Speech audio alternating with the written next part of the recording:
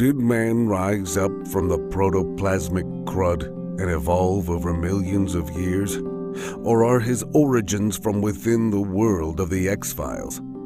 Was planet Earth visited and populated by an ancient godlike race of superior aliens who spawned a new species of servants?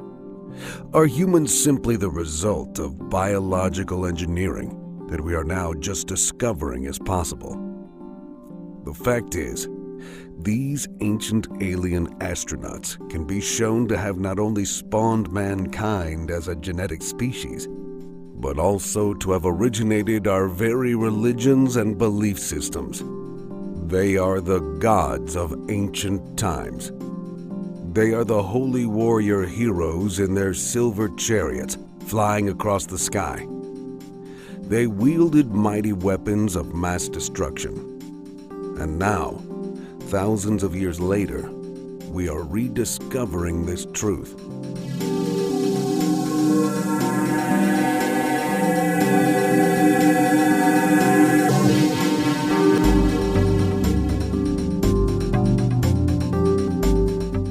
We have very strong historical evidence that they came. We have thousands of stories in myths and religious texts speaking of aliens visiting Earth, creating mankind, ruling over them for millennia, and even mating with them. We even know that a series of great battles ensued between the originators and their offspring. All of this gave rise to our world religions, and it is in the sacred texts and historical writings that we shall discover the truth about the aliens that made us. These alien astronauts are the very roots of humanity itself. These ancient astronauts gave humanity knowledge, religion, and culture. It was a mirror of their own mother culture. They aided in the building of huge and complex structures across the globe, from the pyramids of Egypt to the stone heads of Easter Island. They aided us to worship them. Over time, our memory of these alien visitors has become our religions. The giants of the Bible are everywhere. Take the Assyrian or Babylonian fish deity Oannes, or Dagon. Here is a prime example of an alien god from ancient times. It is a being with humanoid features, but also part fish or with scales. Oannes came to the people of Sumeria and gave them vast knowledge: agriculture, mathematics, art, healing, and more. Eventually, this tale would be remembered in the Bible of the Christians as Jonah, who was swallowed by a fish. Both Jonah and Oannes are the same word, and the Bible calls the supposed whale a large fish. In the Bible, Jonah is special to the heavenly God. He is a prophet or speaker on his behalf. He is sent on a mission to pass on God's knowledge to the people.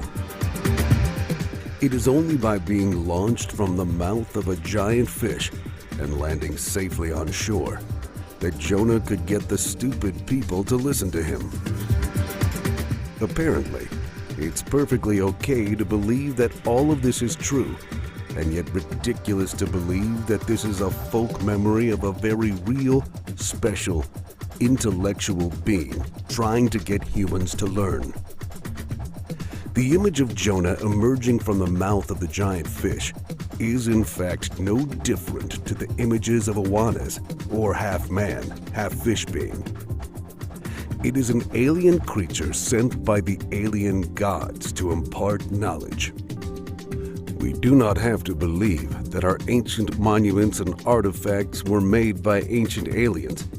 We simply need to see that they were influenced by them, that they are mankind's ideas of the things they saw and experienced. Depictions of alien creatures with seemingly omnipotent knowledge and power. If I were to step back in time 2,000 or 3,000 years, I too would appear strange and yet all-powerful to our ancestors. my knowledge could alter the course of human history. How much more powerful would be an ancient alien visiting Earth many more thousands of years before? Great monuments around the world still to this day hold secrets within them that man in the 21st century has yet to unlock. How can it be that the builders of Stonehenge 4,000 or 5,000 years ago knew so much more than we do? How can it be that the great pyramids of Egypt are still holding on to their secrets? It is simple. The knowledge has been lost, or it left in craft and flew back to heaven. Gods of ancient times were very much like humans, and yet different. Zeus, the high god of ancient Greece, could change shape, and he was not the only one. Our religions are a direct result of ancient mankind's contact with alien visitors. Gods that could change the weather, bring fire and lightning out of the sky, make the oceans bubble, wipe out whole nations, fly across the sky in war chariots, rise from the dead, change shape, raise the dead, walk on water, command armies of flying, glorious angels, and so much more. Where these ancient beings came from, we simply do not know. But they came. We can say with relative certainty that they came at least 5,000 years before Christ, and probably in Sumeria, Turkey, and Africa, for it is here that civilization emerged. There is one all-encompassing being that rules them all, and which has entered into every religion, fable, and myth across the globe. It has been misunderstood as a reptile by some, but the truth is that our ancestors saw this wise, all-knowing, and healing deity as a serpent. In order to understand the sheer amount of evidence there is for this ancient alien race of serpent gods, we have to look at the evidence piece by piece. In the beginning, we pointed out that mankind may very well have been genetically modified so as to be reborn. This then must lead us to the origin story of mankind, and a great many of them all speak of the same thing: a serpent-related origin. Let us look at the most famous of these, Adam and Eve. Remarkably, we find that both are in fact related to ancient serpent worship from their Sumerian origins, a religion that is in fact worldwide.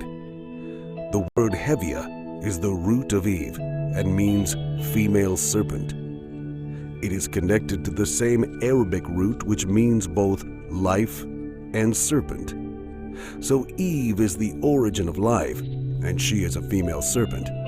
But where did she come from?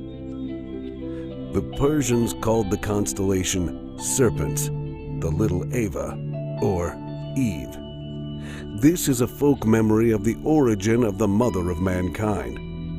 Little Eve, the female serpent, came from the heavens. But what about Adam? In Old Akkadian, Ad means father, and Adam was closely associated in legend with Seth, Saturn, Thoth, or Tatus, who were all serpent deities. So Adam is the father serpent of mankind. Therefore, the children of Adam and Eve must therefore also be serpents. In fact, Abel means serpent shining, and Cain was called the son of serpents. So Adam and Eve, the progenitors of the human race, were serpents from heaven and gave birth to shining serpents. Why would this be, if not to explain the origin of our species to those with the eyes to see? So many of the myths of the snake culture crossed over during the vast period that encompassed the many rising civilizations, and so many of the myths emerged within the fables, folk tales, and religions of Greece, Rome, and Egypt. They took on the ideas of the earlier beliefs and fostered them, adding their own unique element. The Western mythologies then took these classical structures and built upon them further. But we can see the prevalence of the serpent culture even within the names of the various places and deities from antiquity. Eusebius is credited with announcing to the world that even the Zoroastrians called their expanse of heaven after the serpent. This is true of many cultures. The heavens were described as the place of serpents, the same serpents that originated mankind and gave him knowledge, just like the snake in the Garden of Eden. In Chaldea, that most ancient of places, the city of Opris on the Tigris is named after the serpent, and it is said that the people there were addicted to the divination and worship of the serpent. The serpent worship passed on swiftly into Egypt, where the deity was known initially as Kanof, Kanef, and Kanef.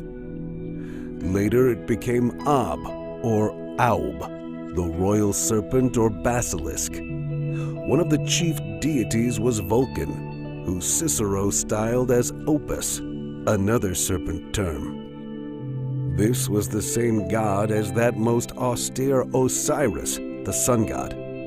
Osiris was often known as Ab-El, or Pythosol, with great pillars of stone dedicated to his worship. These pillars became known later on in Grecian times as Obelos, or Obeliscus, now seen as the obelisk related to basilisk.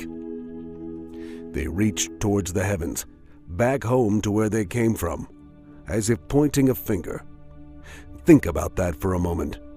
One of the most iconic of monuments in the world is the obelisk, named after the serpent deities that gave mankind the knowledge to build them, and it points home.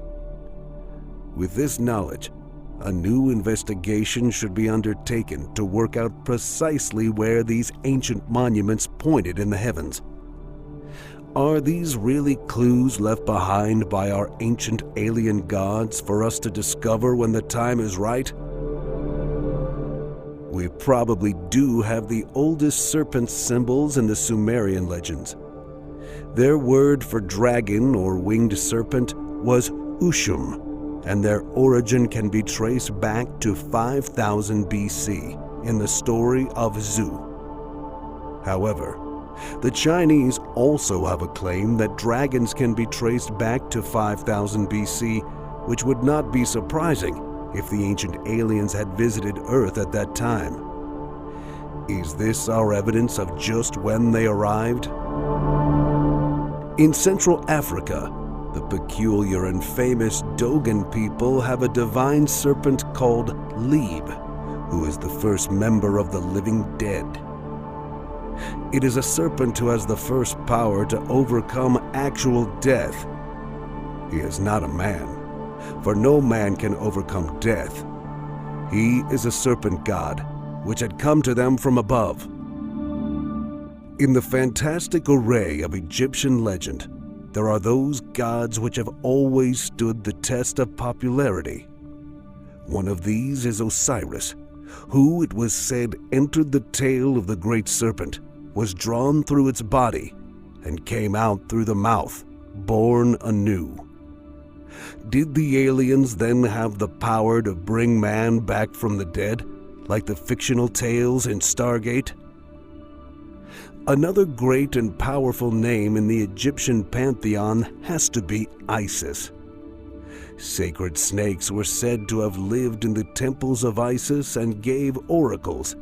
Just replace sacred snakes with aliens, and we have powerful beings able to offer up wise counsel and predict the future.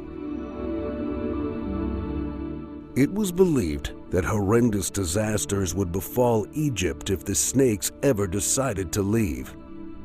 Egypt's mother of creation, Puruachet, was also a serpent.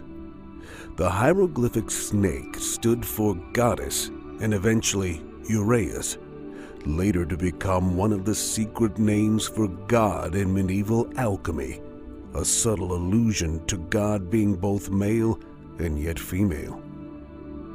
This Egyptian Uraeus, or Asp, was a guardian god of the Delta region.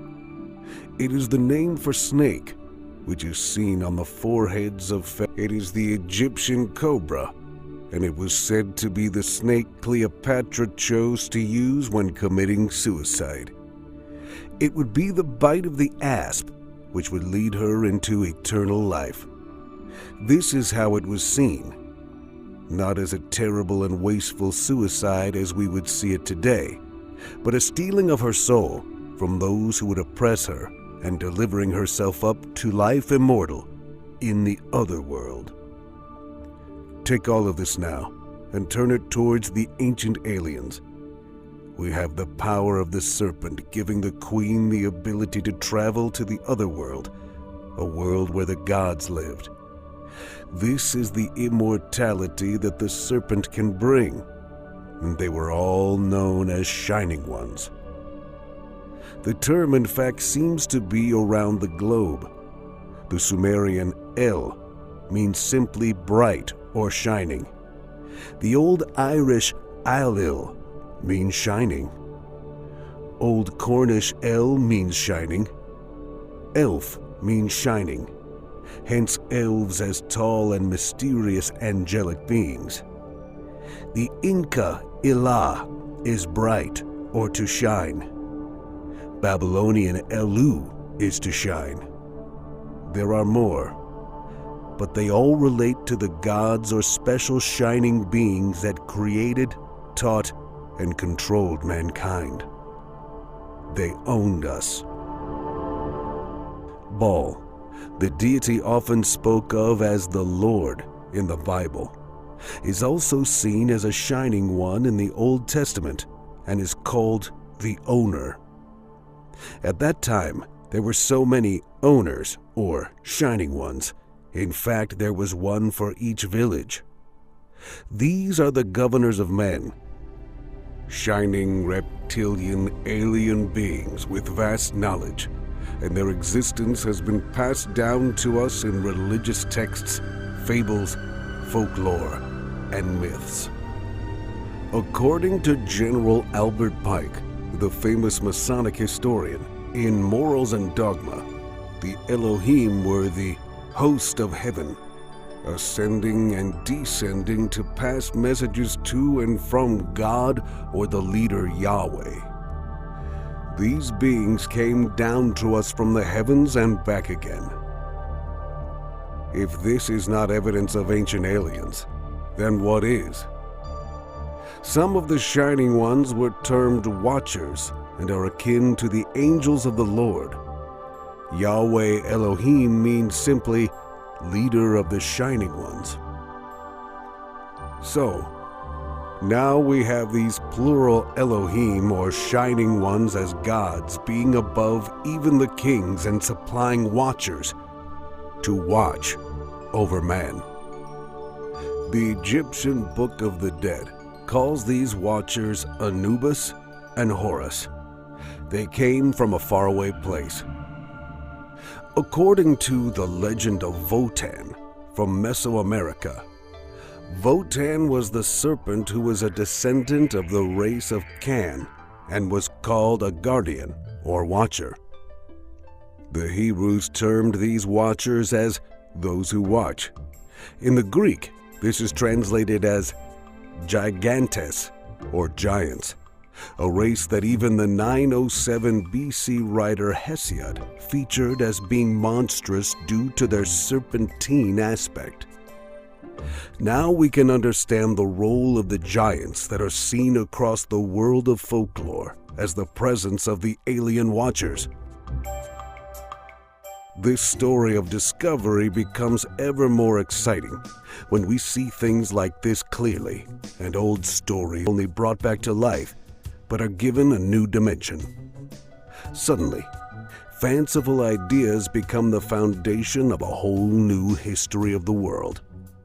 that stories people have retold for generations are in fact vessels of hidden knowledge, and that we are the ones who can now see the truth revealed for the first time. There are many more forms of serpent deity within the pantheon of Egyptian lords, with many attributes, and we really do not need to go through all of them. But there is one Egyptian god which moved away from his origin and is now found in our Western Christian world as Satan. And remember, Satan is mixed with Lucifer, the light bearer that fell to earth. One of the attributes of the Egyptian Set was the serpent, and as Set-hen he became Satan when the Hebrews emigrated. No wonder then that the image of Satan is and has been seen as the snake. Now, think about an alien creature when you hear the attributes of this remarkable being. Set, an important god, was able to glide over the ground silently, observing human life. He embodied immortality. He was the son of the earth, being reborn each day from the womb of the Great Mother. He was the consort of the goddess Setet, which is said again and again to have eventually evolved into the very biblical temper of Eve. Set later even appeared in Russian folklore as Kosheki, the Deathless, moving on to become the dragon that must be slain to receive immortal life. All of this is pure alien science fiction. But what of Greece? The Greeks had many terms for snakes, such as aspis, drakon, eknida, herpeton, and ophis, the later becoming the name for an early Christian sect, the earlier Essene-Ophite cult who wrote the New Testament. Kraken is also a powerful Greek serpent, this time of the sea. Kr is Sanskrit for creator, and this kind of etymology must show the powerful links between the various cultures of the ancient world, and the fact that all cultures saw the ancient alien serpent breed to have been creators of mankind. A Kraken means great fire, or light, or great one. Egyptian mythology states, Aker keepeth ward over the wicked. The great light watched over the ordinary people, the humans. The same root gives us Cerberus, the three-headed serpent dog, which guards Hades or the other world. Ichthus, the secret name of Jesus, is claimed by most etymologists to be the same as Iacchus or Bacchus, and as Longfield Beatty points out in The Garden of the Golden Flower, quote, Bacchus bore the same mystery name as Jesus, Ichthus, the fish, end quote. Bacchus was the son of Zeus and is the same as Dionysus, who was born as a serpent and represented as a bearded man crowned with a vine and ivy, which are two plants associated with the serpent. Bacchus is a serpent god. The sign of the serpent was Ichthus, which strangely became a fish when taken on by a new Messiah, Jesus. This is basically the same imagery as Oannes, or Jonah, as we have already seen. Bacchus is also, and strangely, the guardian spirit of Islam. According to Midas, Bacchus possessed the Philosopher's Stone. That is, he could turn water into wine or give new life. And indeed, it was Bacchus who gave Midas the golden touch, a gift both wonderful and deadly, like the snake. And we should remember that gold was the symbol for immortality. So we may have here, in the story of King Midas, a subtle lesson.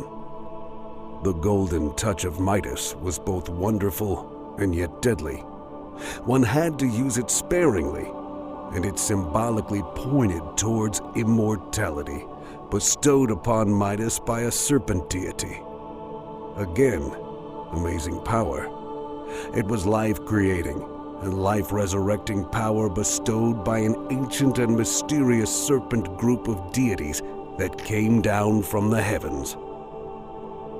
We have found that there are mythological and legendary links between all the messianic deities, and now this is a symbolic link.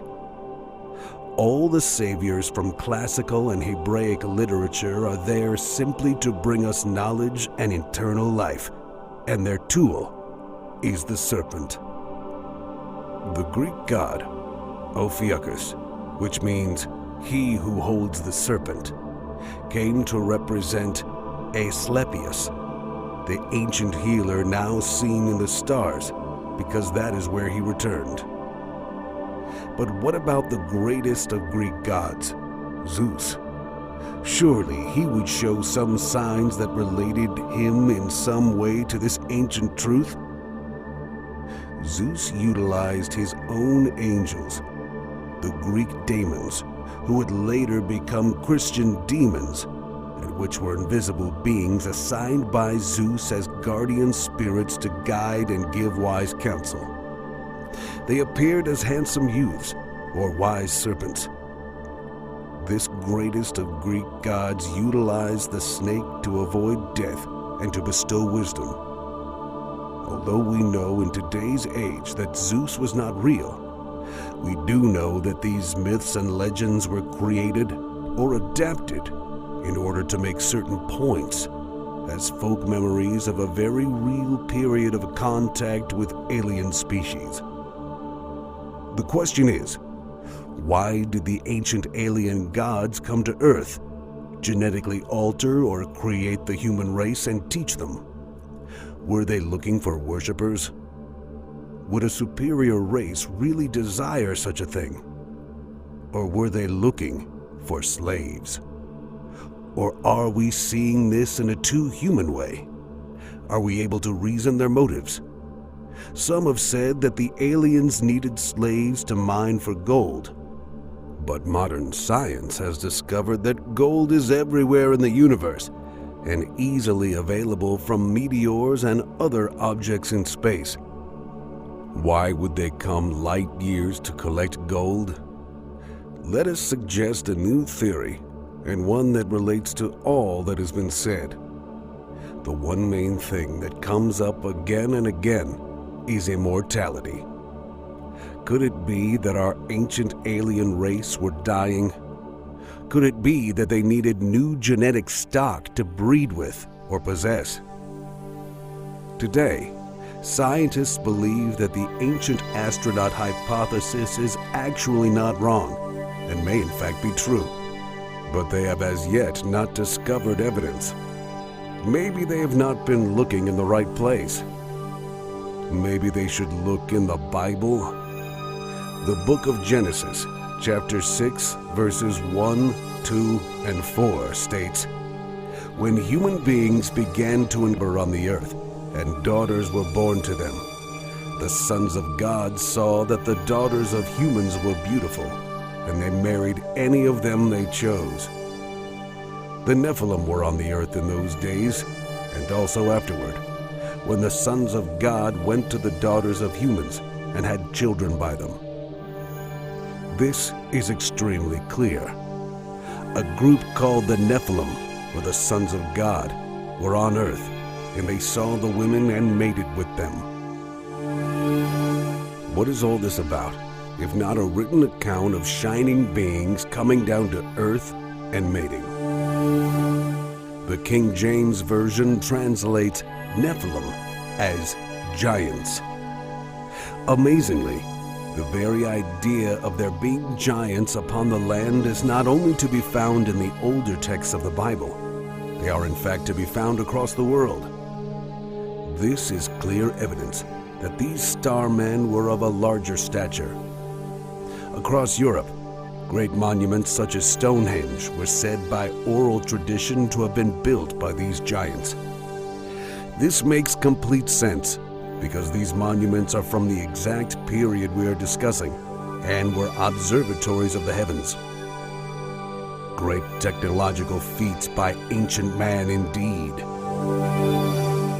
These advances were made by the great shining ones, the serpent alien beings that gave rise to ancient Sumeria.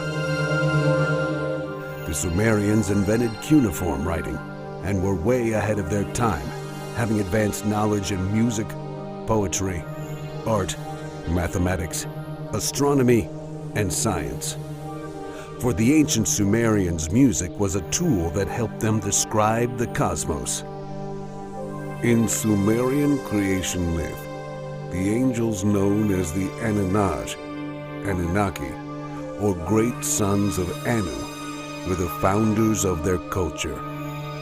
The names angel, Anunnaki, and Anakim have so much in common.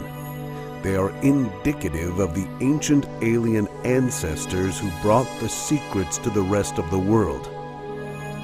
Interestingly, Anunnaki is phonetically similar to the Hebrew Anakim, the giant race, and also Angakok, the shaman, from Greenland to Alaska. These ancient alien beings are in the Bible as angels and gods, or Elohim, because the Hebrews utilized the Sumerian myths when writing their own. The book of Enoch in the Bible tells us that these sons of God were in fact called Watchers and numbered around 200. An elite group of beings that watched over mankind. They are said to have descended to earth and bred with humans. They had offspring, and these were called Nephilim, or giants. Mankind was given great knowledge by these Watchers and Nephilim, but eventually, the Nephilim and mankind turned against each other, and God stepped in. The humans who had gained the greatest knowledge, the Watchers and the Nephilim, were destroyed in the Great Flood. This knowledge imparted upon mankind was metallurgy, cosmetics, sorcery, astrology, astronomy, and meteorology. It appears that the gods were worried that mankind had become too powerful, a threat to themselves, and so with their great power they caused a flood, leaving behind only the remnant of mankind. In the Bible, the Watchers are described as the fallen angels. Is this one of the first ever science fiction books?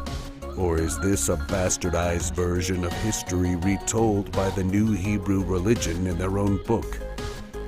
Is it really a historical account of ancient aliens visiting Earth to observe them? Did they then ignore their own orders and breed with humans? Is this the point of genetic manipulation written down as the word breeding by a non-scientific mind?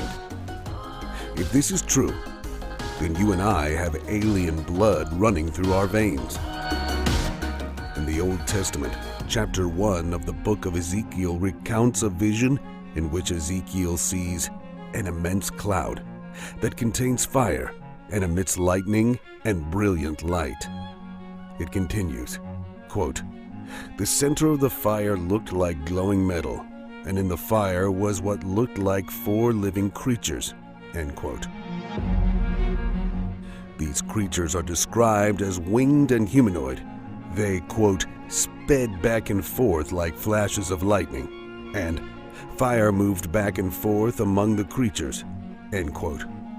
The passage goes on to describe 4 shiny objects, each appearing like a wheel intersecting a wheel. These objects could fly, and they moved with the creatures. Quote, "When the living creatures moved, the wheels beside them moved, and when the living creatures rose from the ground, the wheels also rose," end quote. What on earth had Ezekiel witnessed? Probably nothing on earth at all. This is obviously an ancient man's depiction of a UFO lighting up the sky. In fact, The Bible is full to the brim of alien history. There are powerful holy weapons that are capable of wiping out mankind, such as the Ark of the Covenant. There are angels flying down to earth, ladders to the heavens, a Messiah rising into the sky back to the heavens, floating beings, walking on water, shape-shifting, and so much more. All of this needs to be reappraised with a new outlook, an outlook of ancient alien visitation upon planet Earth. The history of mankind shall remain incomplete until we do. The aliens may have departed, but they came back, and history is full of the tales. In the second millennium before Christ, scribes of the pharaoh Thutmose III actually left us a record of ancient aliens. They saw what they described as fiery disks floating unnaturally in the sky above them. In the year 218 BC, Livy stated that there had been a portent of winter, which he wrote was in the shape of phantom ships that had been seen gleaming in the sky. In 76 BC, the Roman writer Pliny the Elder saw something very similar. He said that a spark appeared in the sky and then grew in eyes as it descended to earth until it was the size of the moon. The object then ascended back into the sky and was transformed into pure light. 2 years later, Plutarch recorded the tale of a battle commanded by Lucilius. But before battle could commence, he states, all of a sudden, the sky burst asunder, and a huge flame-like body was seen to fall between the two armies. In shape, it was most like a wine jar, and in color, like molten silver. Zoom forward in time to the 2nd century AD, and we find the Roman historian Cassius Dio telling us about, quote, a fine rain resembling silver descended from a clear sky upon the forum of Augustus, end quote. It is stated that this fine silver rain was collected and used to coat bronze coins, but by the 4th day, the silver had vanished.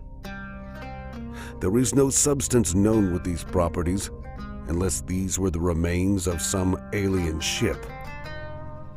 In 1492, the explorers Christopher Columbus and Pedro Gutierrez observed something very strange while on the deck of the Santa Maria. They reported a light glimmering at a great distance. It vanished and reappeared several times during the night, moving up and down in sudden passing gleams. We move forward now to the 16th century and to Nuremberg in the Holy Roman Empire. Reliable historical records tell us of an amazing event witnessed by the people of the town. They saw an aerial battle in the sky of alien craft. This was followed by the appearance of a massive black triangular object and a large crash just outside of the city. This is not a minor sighting.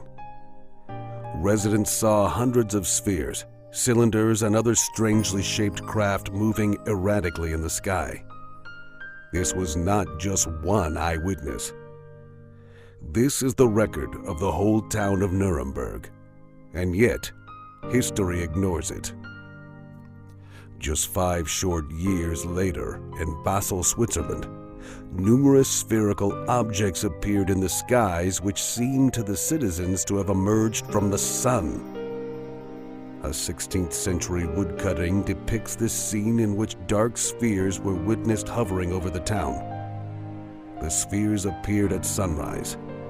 Quote, many became red and fiery, ending by being consumed and vanishing, quote, wrote Samuel Cocchius in the local newspaper on this date. 100 years later, the first mention of UFOs in Slovakia is described in the Lavoka Town's chronicles. The alien vessel is described as appearing like a silver lizard in the sky. In the 18th century, the English had their own remarkable sighting above Windsor Castle. A sighting occurred at 9:45 p.m. on the evening of August 18, 1783, when 4 witnesses on the terrace of Windsor Castle observed a luminous object in the skies of the home counties of England. Quote, an oblong cloud moving more or less parallel to the horizon. Under this cloud could be seen a luminous object which soon became spherical, brilliantly lit. End quote. It is incredible that over this vast period of time, these vessels reported by eyewitnesses all appear to be silver out of all the colors that could have been chosen. Moving forward in time and across to the USA, we discover a wave of sightings that have become legendary. The mystery airship encounters began in California in 1896 and rapidly spread. Soon, reports of strange ships in the skies merged further east. There are many eyewitness accounts, and some of these describe being able to see occupants through the windows. There are even reports of physical encounters with the pilots themselves. They appear to be human, and their behavior is strange. It is said some of them claim to be from the planet Mars. These ships were fast, robust, and could travel over enormous distances unlike anything human technology had at the time. It was witnessed by hundreds of ordinary people and senators alike. And yet again, historians discount this massive amount of eyewitness data as a hoax of some kind. Who had the technology in the late 19th century to do such a thing? And why do we not have evidence of it? This is no hoax and should be taken very seriously. Why? Because it has been happening for generations and across the world. At the same time in Aurora, Texas, we discover an article in the Dallas Morning News describing an actual UFO hitting a windmill and crashing down to Earth. It is reported that the pilot was not of this world and as a Martian by the Army Signal Service officer at the scene. The alien did not survive and was actually buried near Fort Worth in the Aurora Cemetery. And what happened to the crashed UFO? It was dumped into a nearby well. Years later, Mr. Brawley Oates bought the property and cleaned out the debris from the well because he needed it as a source of water. He then went on to develop severe arthritis, which he claimed to have been the result of the contaminated water. He sealed the well with a concrete slab and put an outbuilding on top of it. Soon, more mystery aircraft were spotted, and not just in the USA. Moving lights and solid craft were spotted in the skies above Otago and elsewhere in New Zealand in 1909. All of these were reported to the newspapers, leaving behind a reliable eyewitness trail. In 1917, at the height of the First World War, witnesses saw something amazing in Portugal. Thousands of people saw the sun suddenly gyrate and then descend. Such a sight was religiously interpreted, but reality tells us that a large, shining, moving object in the sky descending to Earth is in all likelihood a UFO. We move now to Saskatchewan in Canada, and the year is 1933. Witnesses saw a large oval-shaped object that was domed at the top and slightly rounded at the bottom. It was supported by legs from a central doorway or hatch. About a dozen figures could be seen going up and down a ladder-like stairway. The occupants appeared to be slightly shorter than the average man and were all dressed in what appeared to be silver-colored suits or uniforms. All appeared to be wearing helmets or ski caps, and all were busy running around repairing the craft. Time moved on, and soon mankind was hell-bent on killing each other again in yet another world war. This time, our own flying is a little more advanced, and yet the aliens are still way ahead of us. Pilots across the world started to report strange glowing orbs flying in and around their own formations. They became known as Foo Fighters, and no satisfactory explanation other than they were UFOs has ever come forward. But what about interaction with these aliens? In Nebraska, in 1967, a police officer claimed he was taken on board a UFO by reptilian humanoids wearing a winged serpent motif. It is claimed by some that aliens would not be humanoid, but they would if they had, as the ancient texts state, created a hybrid species.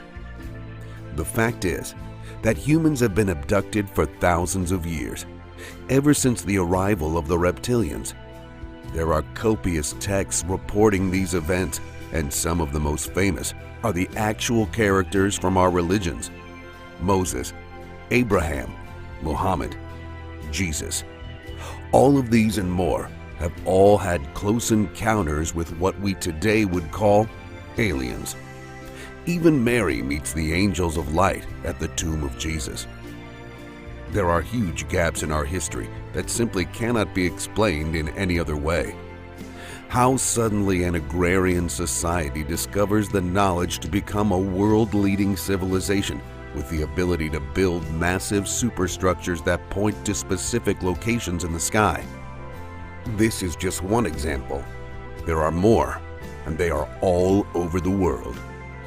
If mankind was creating some kind of lie about his origins, then he was doing so on a grand scale, and our modern historians are ignoring their ancestors' explanations that aliens came, took control, and took over our minds.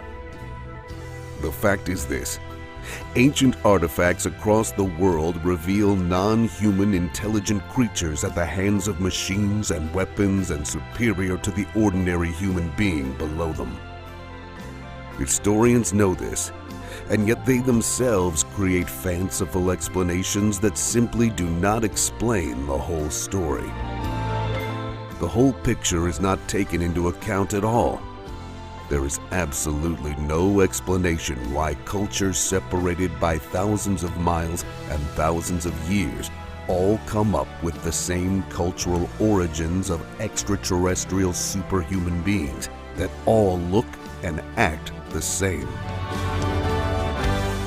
Beings from another reality, super weapons, superpowers, the ability to change shape, the serpentine reptilian appearance, the creation of civilization, the teaching of humanity, the erection of huge structures, the sudden knowledge of mankind, the forming of religions with deities and divine beings, and the forming of a line of special hybrid kings and queens. All of this is factual and worldwide. It is in every single culture and country, and it all supposedly happened separately.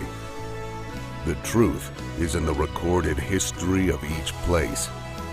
The truth is that these early historians were recording history, not creating myths. The Shining Ones came down.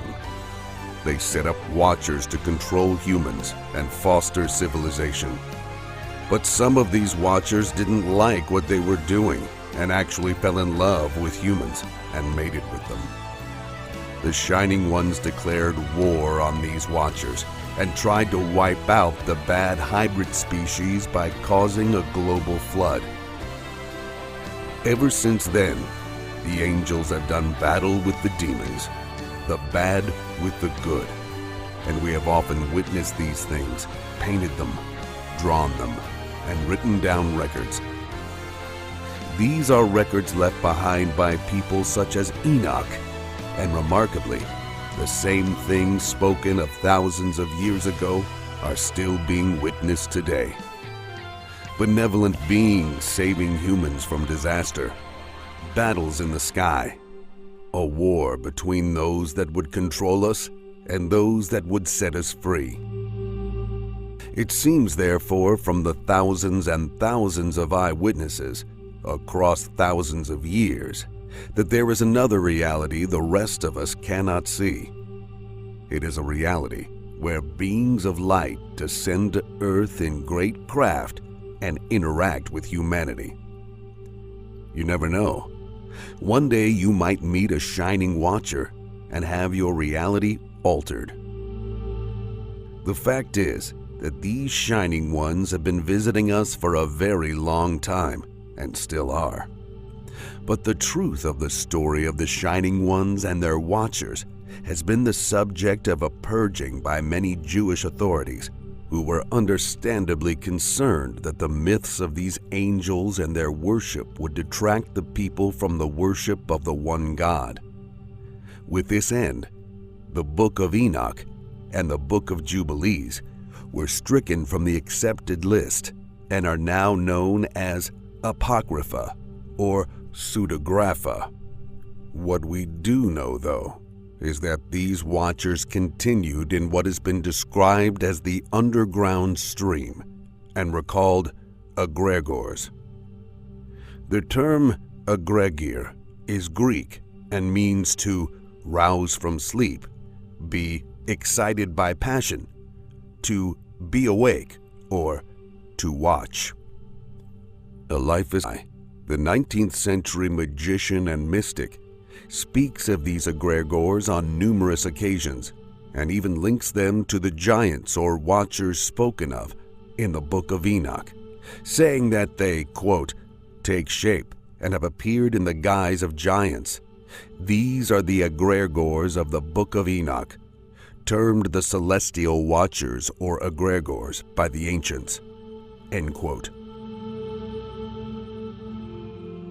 Levi also calls these egregores the Anakim, or shining ones, and men of renown, or giants of the Bible, and that they are expressed in the myths of various cultures, just as we have been finding. Amazingly, the infamous Necronomicon tells us about a, quote, fabulous city of Irem, end quote. Irem of the Pillars is part of Arabian magical lore and was built by the jinn, or angels, and were possibly also watchtowers or, quote, towers of the watchers. The pillars were built on the instructions of the Lord of the tribe of Ad, who are referred to in Hebrew terms as Nephilim, the giants or watchers of the shining ones, and referred to in the Book of Enoch as Irim. According to Arabian legend, this Irem is located in Rub-a-Khali, which means the empty quarter or the void. This void is space, the sky above us. The Thesaurus Temporum, translated into Latin in the mid-17th century, even gives us a chronology of events surrounding these egregores. They descended, and by 1487 BC, they had taken Enoch to paradise due to the descent of the fallen watchers. These so-called secret tales of the shining ones and watchers has fallen into secret texts through these apocryphal writings and are now curated by secret societies such as the Freemasons. It seems then that the extremely ancient concept and story of the shining ones is still very much alive and was propagated secretly by the mystics of the last few hundred years. These were very much part and parcel of their hidden secrets. The question arises, why did they feel the need to hide such secrets? Whatever the reason, it is a fact that our modern-day secret societies hold the knowledge of these ancient alien watchers. What we can see here, then, is the extent of the influence of the first origins of secret societies, both in culture and texts. These shining ones are the first on paper. They have a structure and a basis of authority. They rule over man and are all-wise, having their watchers to ensure that their instructions are carried out. Either the shining ones are still in power now generations later, or the secret societies of the globe have copied the methods, structure, and symbols of these first few. The great religions of the world have all been created by some secret method, which we now know to be the generative cause of religion. Namely, all these religions and societies are based upon the days of old when the alien created mankind, fostered them, mated with them, did battle, and then disappeared. So here we have religious and historical texts giving us evidence, plain as day, of the ancient aliens. What we need now is physical evidence, pictures, artifacts, and structures that point to their existence in space and time.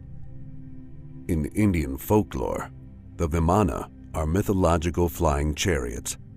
The Pushpaka Vimana of the king Ravana is the most quoted example of a Vimana. Vimanas are mentioned in many places in Hindu and Sanskrit, and also the Jain texts. The Sanskrit word Vimana literally means measuring out, traversing, or having been measured out. It is a car or a chariot of the gods and serves also as a throne. Some texts describe them as places with multiple stories. In some Indian languages like Tamil, Malayalam, Telugu, and Hindi, Vimana or Vimanam means aircraft. Let us not forget that these great ships in the sky were seen thousands of years before mankind had even contemplated inventing aeroplanes. In the Vedas, the Vimana is depicted 3 times, twice flying in the sky and once landed on the ground. In fact, the Vedas have many flying machines before the Vimanans, great chariots that carried the gods in the sky, in the same way as Ezekiel's wheel is seen to traverse the heavens in the Bible. The existing Rig Veda versions state that these machines were capable of jumping into space speedily with a craft using fire and water, containing 12 pillars, 1 wheel, 3 machines, 300 pivots, and 60 instruments. In the Hindu epic of Ramayana, the Vimana of Ravana is described as follows. The Pushpaka Vimana that resembles the sun and belongs to my brother was brought by the powerful Ravana, that aerial and excellent Vimana going everywhere at will, that chariot resembling a bright cloud in the sky, and the king got in, and the excellent chariot at the command of the Raghira rose up into the higher atmosphere. In Jain literature, the Vimana is a specific class of deity who dwell in the heavens. Lord Vishnu was so impressed by the devotion and singing of Saint Tukaram that when his time came, a Viman or heavenly aircraft shaped as an eagle came to take him to heaven. So these are alien beings or gods that are not of this earth and who are more powerful, wise, and knowledgeable than mankind. They travel up and down from the heavens in grand flying chariots. But there is more evidence that these aliens visited mankind from across the world. Let us take a look now at the evidence from the Pueblo people of America and the aliens they called the Kachinka. A Kachinka is a being and have brought to light a series of rituals practiced by the Hopi, Zuni, Hopi Tewa, and certain Karasan tribes, as well as in most Pueblo tribes in New Mexico. The Kachinka are supernatural beings, and today there are special dances for them and Kachinka dolls that are carved in their likeness. Each area has their own pantheon of Kachinkas, and much like the Watchers of the Mesopotamian era, they have human-like relationships and families, and they are seen as great and powerful beings. They can bring rainfall like the Elohim, healing, fertility, and protection. They are no different to the other ancient aliens we have been discovering. In Hopi tradition, the Kachinka came from the other world and settled with the Hopi. They were attacked and destroyed, and their souls returned from where they came. They left behind their clothes, masks, and instruments, and today the Hopi still dress as Kachinka and carry out rituals. There is no belief that the tales of the Kachinka are fictional. It is firmly believed that they were very real and did in fact come. Other aliens from around the world have been left to us in images we now call art. On 5,000 years ago, there are amazing images in Australia. These alien beings are known as the Wandjina and are beings represented as giants, just as we discovered when the Watchers mated with humans and created a race of giants. These aliens have no mouths or ears, with cone-shaped heads. They are in fact reptilian or serpent-like. They are no different to the Anunnaki Watchers or any other number of ancient alien sightings from around the world. And yet, these civilizations are separated by thousands of miles and vast oceans. They are also said to have bred with humanity and created a hybrid race. In Utah, there are cave paintings created by the Anasazi and Fremont Native Americans that date right back to 5000 BC. These are, simply put, depictions of the ancient aliens. Large-eyed giants called the Star People from where they came. It is said these aliens came down to Earth, created mankind, and then returned to their heavenly home. The exact same story we have been finding across the world, and a tale that can be found everywhere, from China to Europe. Even the depictions of these aliens are the same, and the powers they have are also the same. Again, the serpent is present, just as it is elsewhere. The oral traditions of the Anasazi states that these aliens bred once again with mankind and created a hybrid species that was superior to humanity. These images in stone are not fanciful fantasies. They are depicted alongside other quite normal animals, humans and plants, all depicted carefully. Why then would these images of the alien gods not also be depictions of what these ancient people actually saw? The fact is, these images are not alone. There are examples from Africa, China, Europe, and elsewhere, and all tell the same tale. All tell the story of ancient aliens that came from the heavens, are linked as bright and shining beings with serpentine imagery, genetically engineered the human race, bred with them, and created giants in the land, had amazing technology, and then disappeared. But we have to ask the question, did these aliens really leave us alone, or have they been visiting? In fact, the list is almost endless and comes right up to modern times with thousands of sightings across the globe. Bright, shining craft seen in the sky. Reptilian aliens with serpent-like aspects observing mankind. Or, as our ancestors would say, watching.